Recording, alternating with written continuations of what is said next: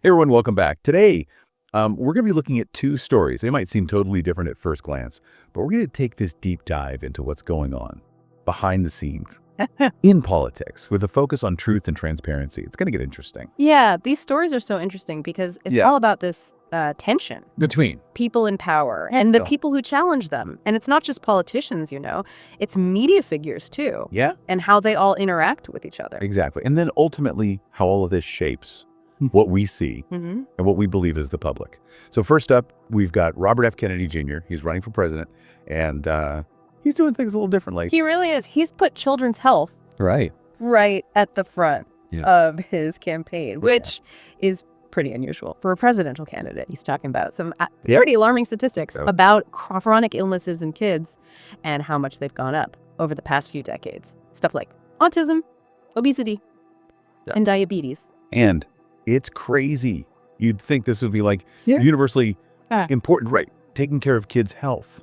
But it's actually kind of become controversial. It has. I mean, Kennedy's been called like a cook by some people for even talking about potential causes, especially when it comes to vaccines. This is what I was talking about, this pushback. When you challenge the status quo.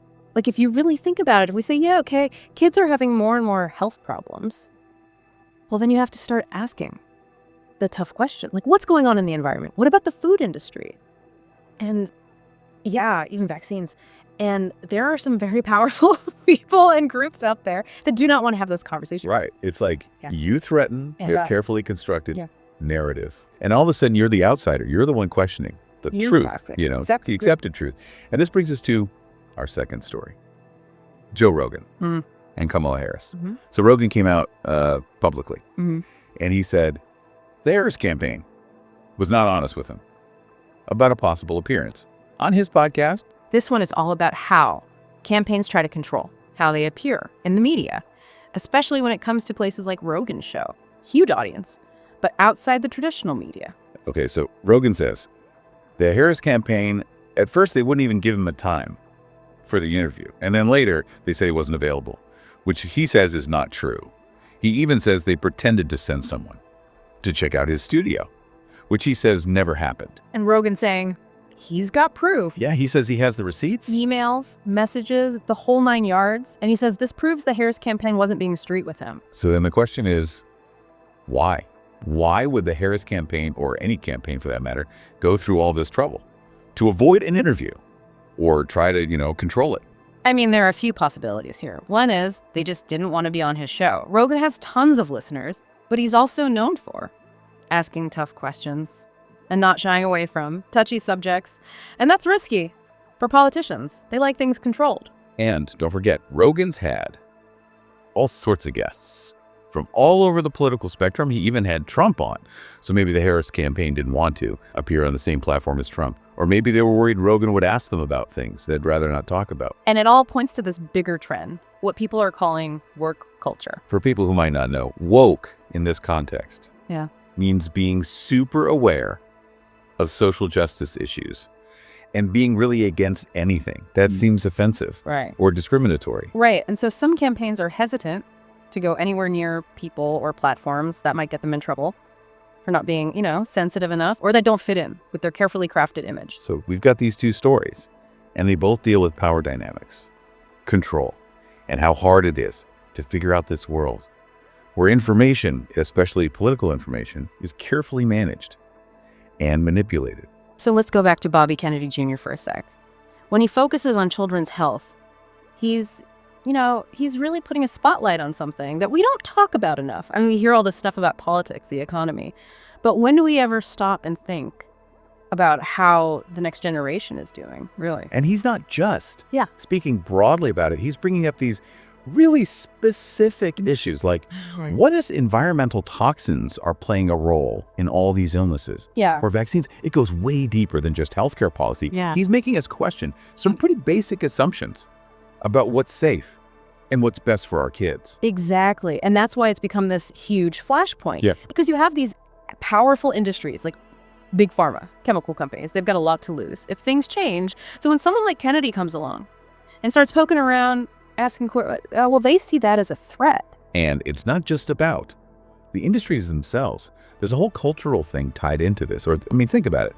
People are super passionate these days about what they believe, especially when it comes to health and kids. So if you come along and challenge those beliefs, even if you have like scientific evidence, it can feel like a personal attack. It really can. And that's exactly why we need to be able to talk about this stuff openly, honestly. We need to be able to look at the data, weigh the risks and benefits, and make good decisions without, resorting to name calling or just dismissing people's concerns, even if they seem like out there. Right. So let's bring this back to Joe Rogan. His show is so fascinating because it exists outside of all that traditional power structure stuff. He doesn't have to answer to advertisers or political parties. Yeah. Which means he can, basically, talk about whatever he wants, which a lot of other outlets can't really do. And that's a big part of why he's become so popular, especially for people who feel like the mainstream media isn't listening to them. They see Rogan as someone who's having real conversations, even if they get a little uncomfortable or messy. And that brings us back to the whole Kamala Harris thing. Yeah. If Rogan's all about open dialogue, well, it makes sense that a political campaign would be like hesitant, because campaigns are all about controlling the message. You can't control the questions with Rogan. You can't edit the interview. And there's no guarantee it's going to fit into that nice, neat narrative that they've carefully crafted. It's like at St. Darius, trying to shove a square peg into a round hole. Traditional media, it's all about sound bites, controlled messaging. Rogan, it's totally free-flowing. You never know what's going to happen. So what happens when those two worlds collide? In this case, it seems like the Harris campaign tried to, exert some control. And when they couldn't, they just bailed. And that right there tells you something about how we talk about politics these days. We're so used to these carefully constructed images, pre-approved talking points. That is a real conversation, unscripted. It can seem like a threat. And it's not just politicians. We see this everywhere. The media, social media, even in our own relationships, we're also terrified of saying the wrong thing, offending someone, having someone challenge what we believe. That we avoid, those real conversations about stuff that actually matters. But here's the thing. Those tough conversations, those are usually the most important ones. They force us to look at our own biases, see things from other people's point of view, and actually think critically about the stuff we're seeing and hearing. So how do we get more of those? How break out of our little echo chambers and actually talk to people who see things differently? It starts with being willing to listen. And not just, hearing the words, but trying to get it. Where is the other person coming from? What have they experienced? Why do they believe what they believe? And we need some humility, too. We have to be open to the fact that we might not know everything. We might be wrong about some things. And other people might have something valuable to teach us. We keep coming back to this idea of control, right? Who's got it? Who wants it? And what happens when someone pushes back against that, it seems like. Whether it's a political campaign trying to protect their image or, big industries looking out for their own interests, there's this real resistance to just having an open conversation, being honest. And that's where these two stories, Kennedy and Rogan, they come together. They both, in their own ways, they disrupt that control. They're making us face some uncomfortable truths, ask tough questions, and really think about the stories we're being told, the narratives. Yeah. So if these stories are like a wake-up call, what do we do? How do we get better at understanding the information that's out there? And how can we be more involved in shaping those conversations that really matter? Well, I think it starts with recognizing that we have choices.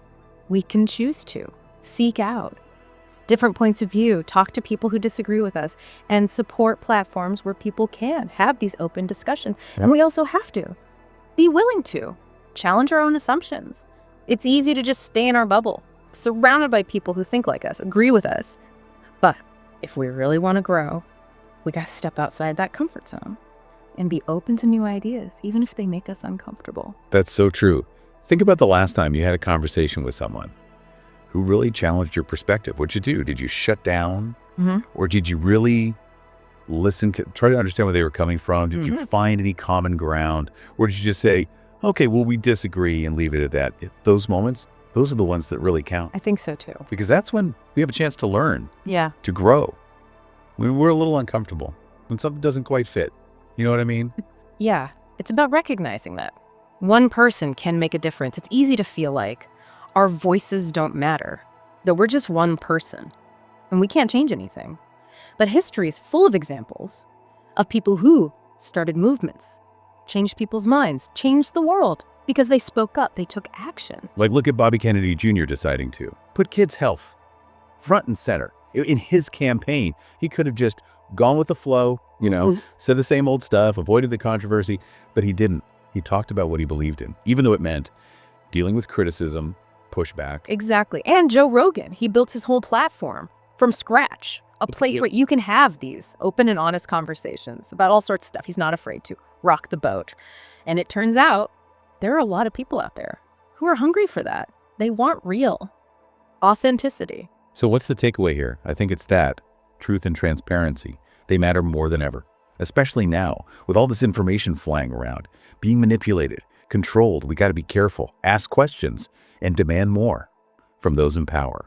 And it's not just about holding other people accountable. It's about looking at ourselves. Are we having those open and honest conversations? Are we willing to listen to people, even when we don't agree with them? Are we making sure we're getting information from all sorts of different sources? These are the questions we all need to be asking.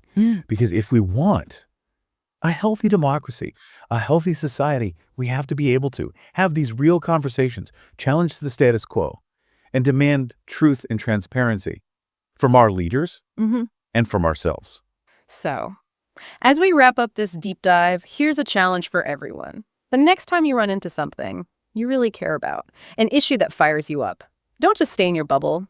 Go talk to someone who sees things differently. Really listen to them. Try to see it from their side. You might learn something. You might even find some common ground. You never know. Yeah, it's a great challenge. And I think that's a perfect place to leave it. Remember, change starts with each of us. So let's be more curious, more open-minded, and more engaged in finding the truth. Thanks for joining us for this deep dive.